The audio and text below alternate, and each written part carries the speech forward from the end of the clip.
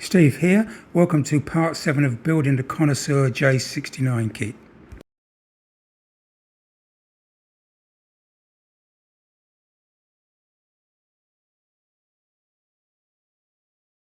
So a bit further work on the brakes. I've got one of the pull rods on. It's not fixed that in yet. Now, one of the problems I've encountered, and I knew about this, and it's not really a problem with the kit, it's just what I wanted to do. The pull rods provided with the kit have got a drop section there to clear the crank pins.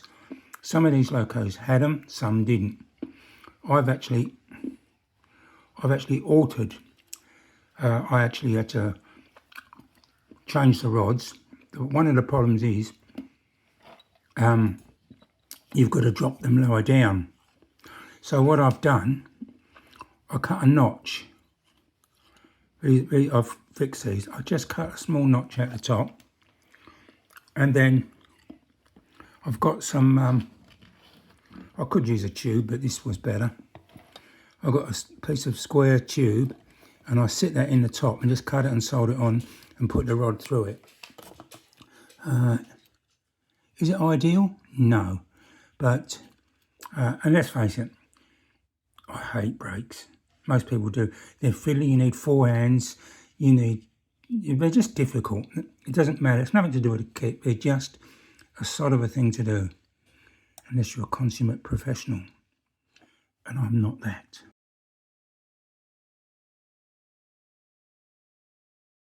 So this is the square rod. I'm just going to solder it. I'm going to use electrical solder, and the reason is I'll flux it up in and out quick. So when I solder the rod in and also the pull rods, I'll use lower melt solder, so that won't come undone. Steve here at What's Green, and so I'm ready to paint this chassis for the J69. Also, I've got the wheels ready, the rods, because I'll prime them. They're all going to be red, the rods.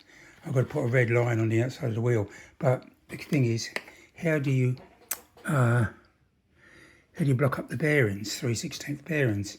I've put blue tack in before, that works. Speaking to Jim McGowan the other day, he said he puts a cotton bud in. But my favourite method is to get a piece of paper like that, wrap it around a file, and then twizzle it as you put it in the hole and pull it out. Looks like a little cigarette paper. And it pulls out easy and it doesn't leave any mess. So anyway, that's Steve's tip. Number 365.10.9. I lied about that. Anyway, it's all good.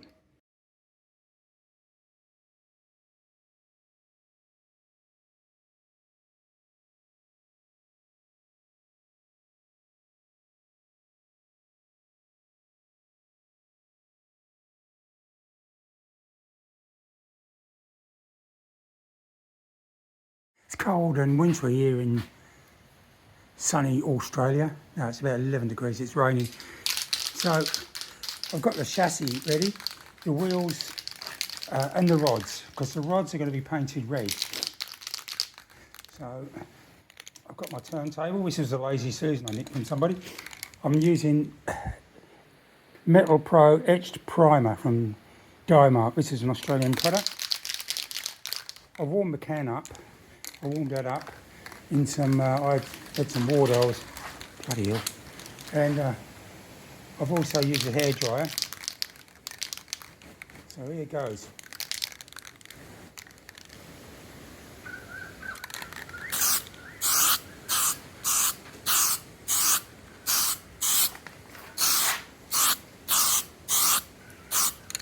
The trick is, less is more.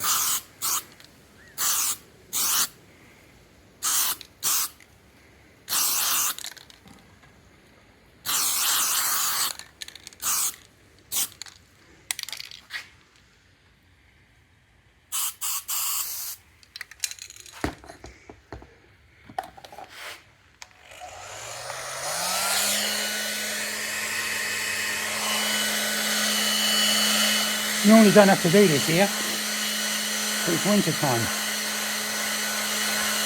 This will need a couple of goes. Well, I've only done part of the frame, but anyway.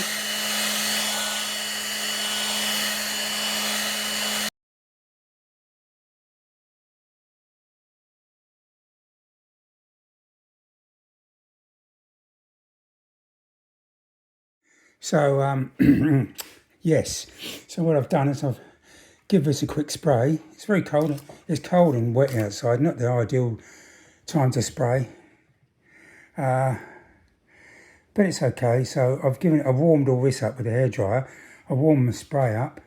I put it on and then I've hit it with a hairdryer a bit. A person like me doesn't need a hairdryer, do they? I'm bored. But anyway, the rods are probably okay. The wheels may need a touch more. I don't know. The frame, I've only done one side. But one thing I've learnt, sometimes I'm a bit heavy-handed and I want to get it all on in one go. Well, light coats is better. So, and I haven't done the other side, so I think I'll call it quits for this episode. In the meantime, I've been working on the body. So I think what I'll do is, I won't bore you anymore with this. My next part will be onto the body, and I'll just paint this. I mean, so anyway, I've got to paint that black. The wheels will be black. I've also got to put a red lining around the outside. The rods are red.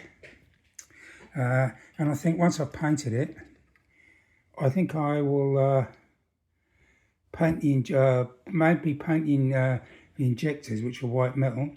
I might paint those a brassy colour and use a wire brush and brush off the copper tubing and sort of get it, well, maybe back to polished up, and then maybe just a bit of weathering to dull it down a bit. Anyway, we'll see how we go.